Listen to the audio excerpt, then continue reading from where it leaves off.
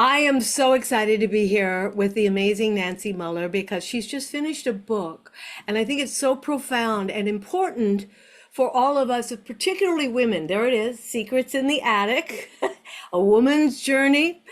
And it affects all of us because I know we are all being imprinted with the culture we were born into, which does a lot of limitations on women's original, organic, juicy power. And I'm all for helping women reconnect with that in love. And Nancy's already traveled that path. And I just said, we've got to do an interview and I've got to ask you, amazing Nancy, tell us, first of all, why did you write this book? What happened? What was it about? Thank you, Udana, for asking. Well, it's interesting. The title of the book, Secrets in the Attic, literally, I was in the attic when the thought came to me to write this book.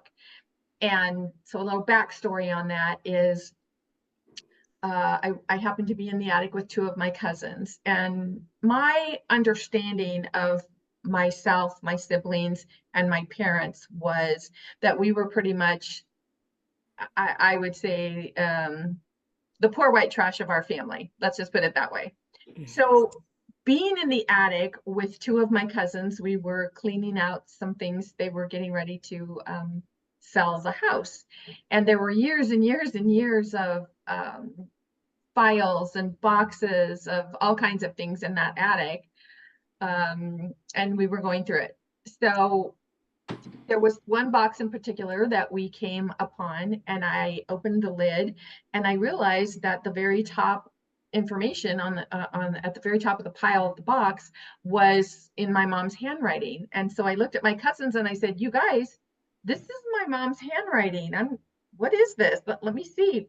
So anyway, as we started looking through the box, we found a lot of information about people in our family that we had not previously been privy to. So the three of us sat there and we were kind of dumbfounded, like, oh my gosh, we never knew all of this. And at one point, I looked at my cousins and I said, "Well, it looks like we're not the poor white trash of the family after all, is it?" And so that's where the backstory came from, because really everything we believe about who we are is based on something we were taught, learned, or intuited as children between the ages of birth to about 8 years of age.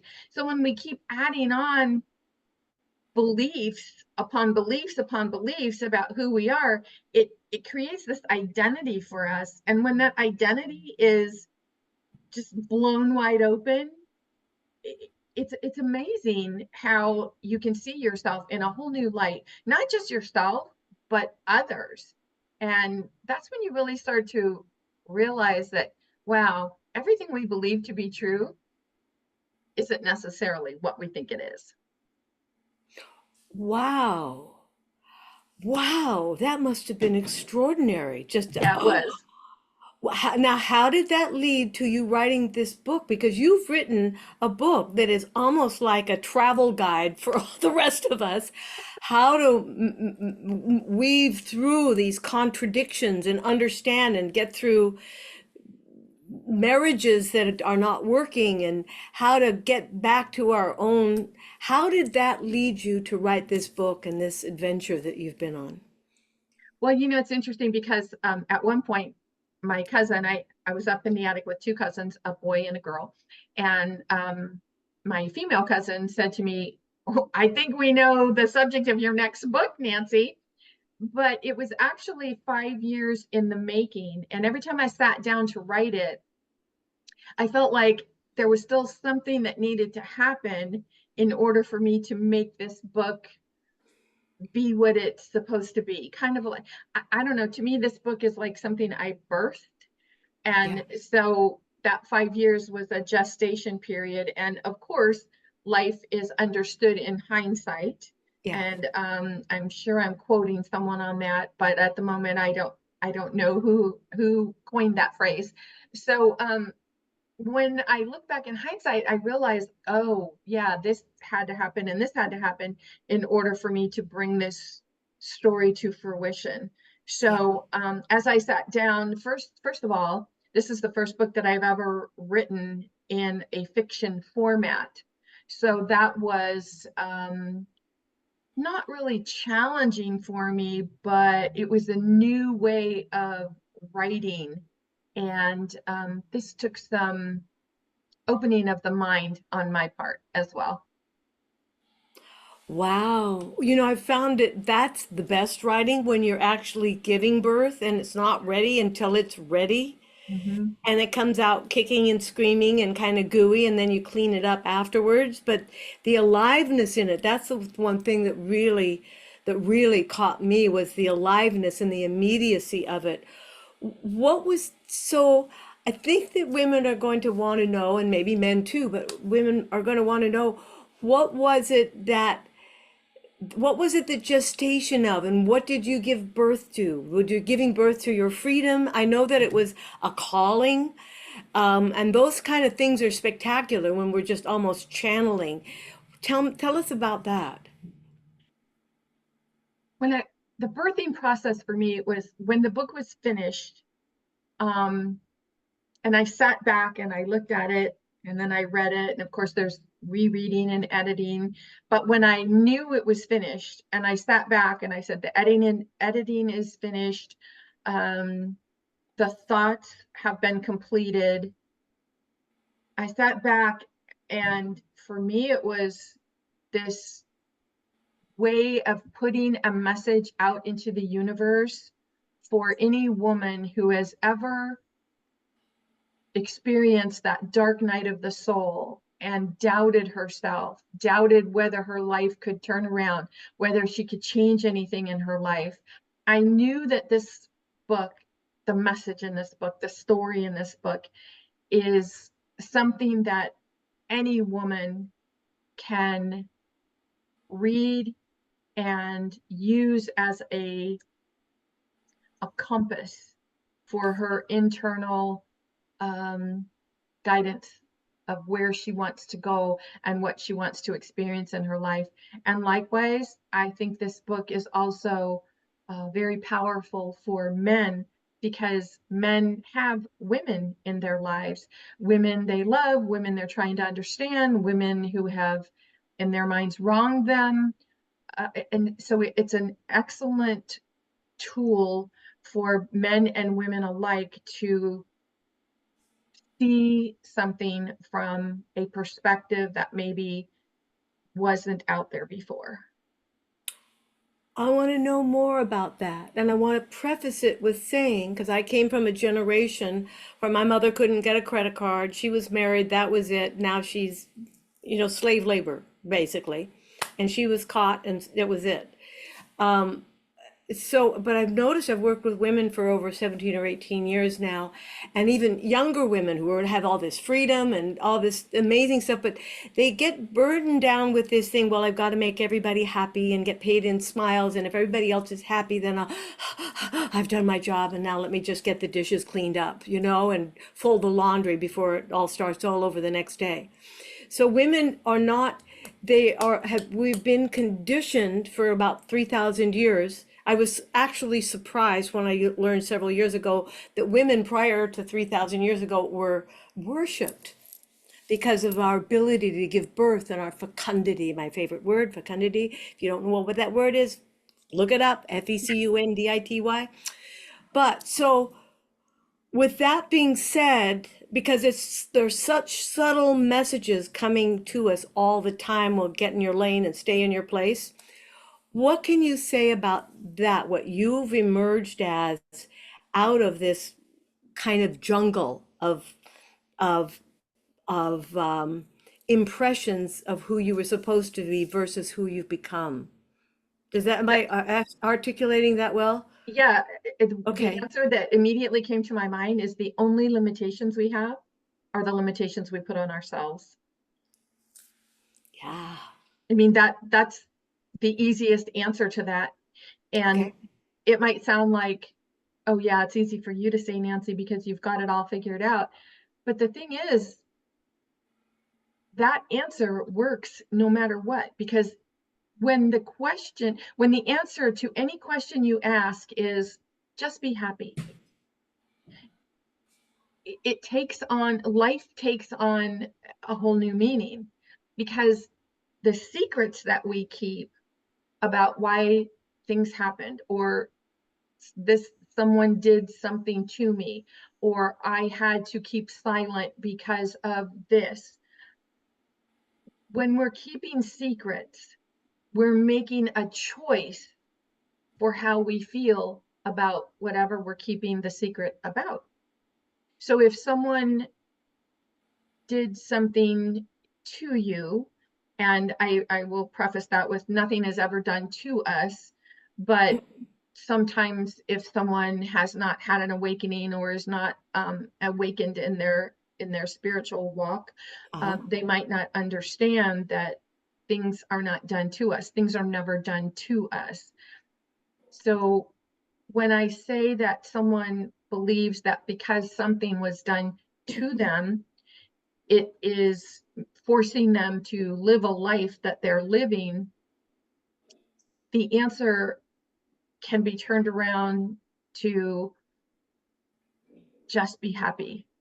And so if you're keeping a secret and it's making you unhappy, if it's causing you unhappiness in any way, the question to ask yourself is, why am I keeping this secret? And it's usually a couple of things. Maybe we are afraid of the person we're keeping the secret about. Maybe we're afraid for the person we're keeping the secret about. Maybe we have shame over something that we experienced and we're keeping the secret. Whatever the secret is, it could be a secret because you don't have the confidence to speak up and have a conversation with someone about getting your needs met. I mean, look at how many women have been married for years and years and years, and they're not sexually fulfilled because early on in the relationship, they weren't able to stand up and say, I, it would be nice if I could get my needs met this way. And then time goes by and they don't say anything, and then they feel like they can't say anything, so they keep things a secret. And sexual fulfillment is just one of the secrets that women keep. It could be, that you feel you're not being able to express yourself or live your life the way you want to live it. Anything we are keeping a secret is a choice we are making about why we're living the life we're living. You've opened up a whole area of conversation that is so rich. I want to just ask a few more questions about it because you're saying a few things that are, first of all, the dark night of the soul. I've been through several dark nights of the soul, and I'm sure other people have been through them, and there's a richness that can come of that, but going through it. And also, but also you said, well, just be happy. Well, my mother used to say, well, just pretend to be happy.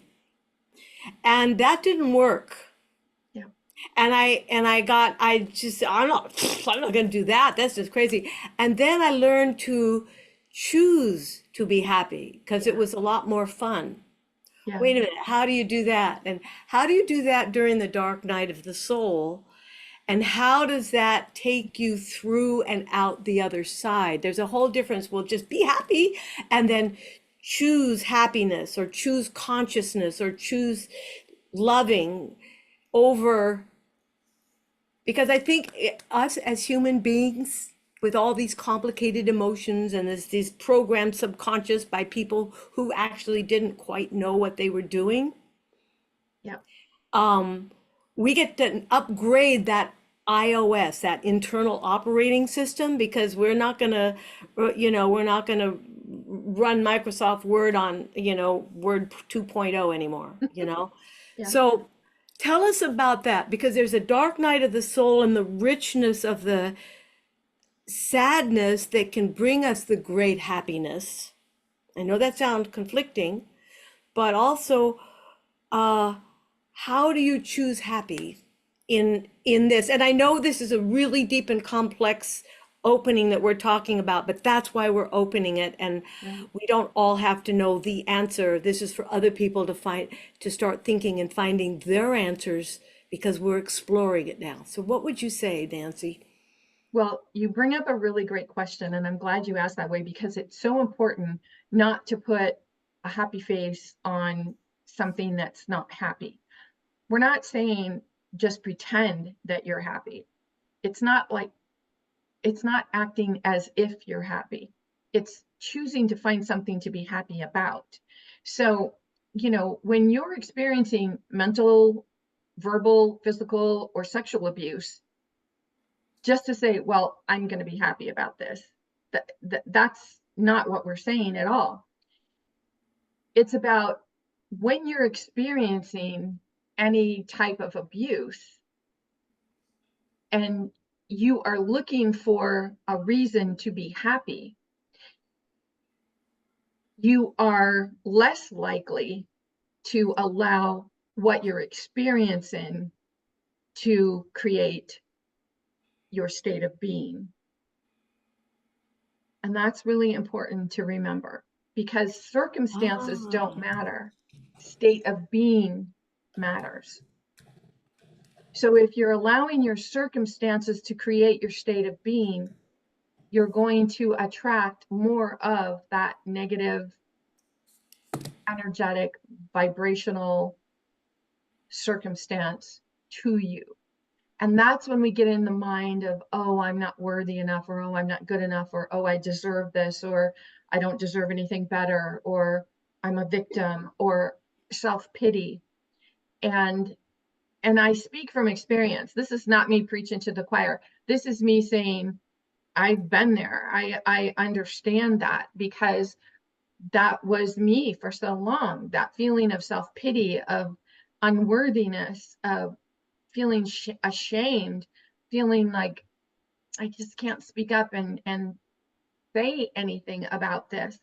And my initial, I think, first step for this was to want to learn martial arts because I thought if I could learn to defend myself, then I could keep anything from happening to me. But I haven't, okay, uh-huh. yeah, but that's taking the physical path. And remember, there's duality in everything. So the physical and the non-physical, that's the duality. So most people take the physical path, meaning I have to go get something or I have to go do something in order to have my life be the way I want. But it's always the non-physical path that is going to bring you that inner joy, that inner peace, that love of life. And that non-physical is what I'm talking about when I say choose happiness, choose to be happy. You chose something really powerful when you chose martial arts because it's not just fighting people, it's about the stillness within and the power. So you were developing the physical at the same time as you were starting to develop a way to hold boundaries around yourself. I'm not trying to say protect yourself because that's being in a defensive position, but being in a proactive area where you could respond to physical threat that you had put on you. That's really profound. You said something else that I want to bring up because you said, we want to be happy. And what I've noticed is that happy people are strong, they're powerful. Woo, being happy. And I used to think that I had to be punished in order to get the help. I was getting some help by somebody who wasn't my parents, but they were really mean to me. And when I say shit, you ask about color, and so okay. And then it didn't occur to me till I was late in my 40s or 50s. Wait a minute. How does this work in terms of success? This is the person who's helping me, but they're punishing me in order to get, I'm enduring them punishing me or putting me down in order to get the help. Yeah, That does not equal success. And that's when I was able to step away from that relationship and wait, oh, oh, that doesn't work. How do I get happy being, because we get happy through loving and oh, and so when you're in circumstances that you can't be happy with that are diminishing you, you know, you're not going to find happiness there because you're not going to change them. How do you find a new circumstance to move away from that? How does that work? And I'm exploring it now because it's the ideas that came up with the concept that you were talking about. Well, the answer is in the experience that you shared when you said someone was being um, not nice to you, when Hmm. someone was being mean to you. Hmm. So we can't ever know what we want until we first learn what we don't want. So you had to learn that was not the way you want to be taught before you could know how you want to be taught. And again, is duality in all things. You can't know if you like carrots if you've never had carrots. You know, if I were to say, would you like some carrots for dinner, and you've never had them, you wouldn't know how to answer. So you would try the carrots, and if you hated them, then you would say, oh, all right, now I know. Don't ever serve those to me again. And there's really not a lot of emotional charge, when you're talking about carrots, but when you're talking about mental, verbal, physical, or sexual abuse, there's a lot of emotional charge there. Uh-huh. And when we when we can actually have a conversation with ourselves and say, oh, I guess I just don't want this anymore.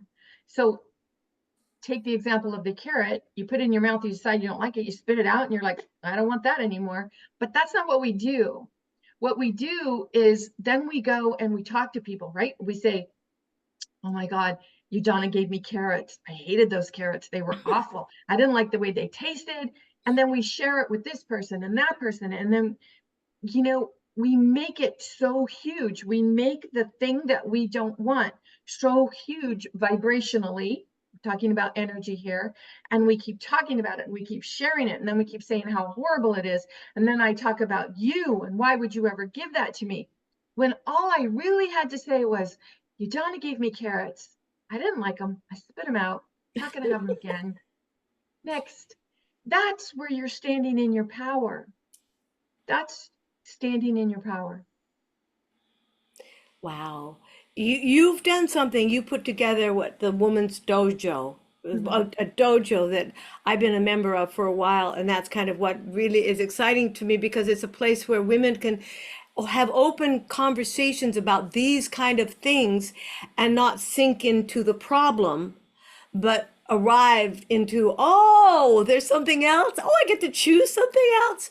Tell us more about that because this book you've written is an important journey. It's your journey and your pathway through, and you give little hints and ideas, but you've also created a space for women to come together to celebrate their dark night of the soul and coming out of it rather than hammering it in. So tell us more about that.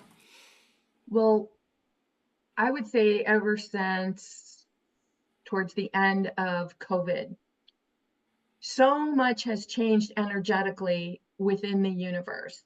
People had some epiphanies about their life, maybe some dark nights of the soul during our time that we were sequestered.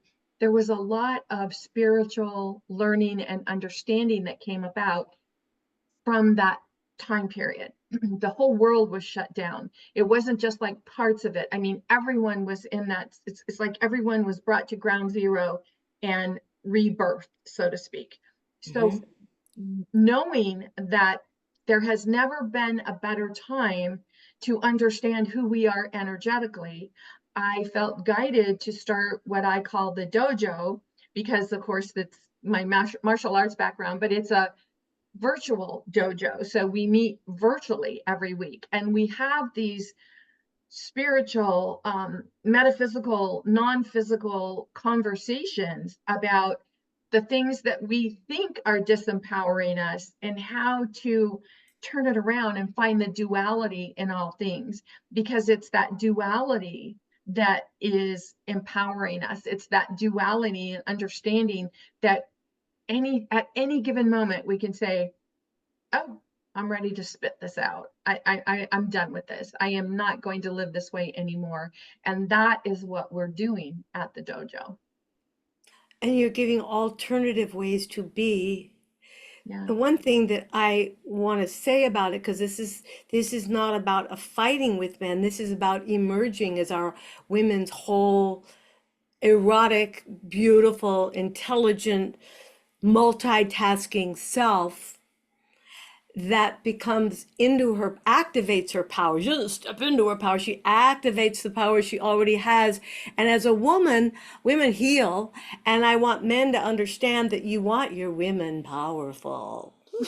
They'll love Absolutely. you all night and they will just empower your lives in ways that you have no idea. But I think a lot of women misunderstand that and a lot of men misunderstand that. So I just want to say that we're doing something that I think is really important for the planet, for our culture, for this. It looks like they sometimes it's called the return of the divine feminine. Hmm. Whatever it is, we are starting to access this, and that the dojo is a place where women can be reminded and held in that place when they're going through the dark night of the soul. And when they're beyond the dark night of the soul, they can hold other women in that place because we get to change the world. The Dalai Lama said the Western women will be what save the world. So that being said, is there anything else you want to? I just want to honor your work and the pathway that you've laid through this amazing book that you just channeled. Thank you, and thank you for whatever channeled it through you. Is there anything else you would like to say to women or men, whoever? Yeah, I think also a really exciting time for us to stop making um, any kind of disagreements or anything that happened about gender, because it's not about gender. It's not about this person over this person. It's about strength yielding to strength.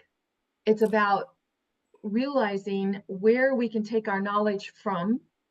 And of course, knowledge, it's either expanding or contracting, whether or not we're open to it. And instead of blaming, it's about understanding. It's about compassion. It's about remembering that everyone has their own secrets. Everyone has their own beliefs. Everyone was raised with a certain way of living life. And however we attract those people into our life is because that's what we need as part of our karmic journey. So if we have soul contracts, karmic contracts with other people, a lot of times it can seem like this person did this to me. But when we understand that this is all being done energetically and you've attracted someone into your life to teach you, is this what you want or is this what you don't want? And it's not about teaching you um, to experience something you don't want to experience physically. It's about teaching you that you no longer have to accept this in order to be the person you choose to be as a spiritual being having a human experience. Wow. Wow. Thank you. Thank you. Thank you, Nancy, for taking this time for us to be able to speak about this. And everybody, hold up your book again so we can see what it is.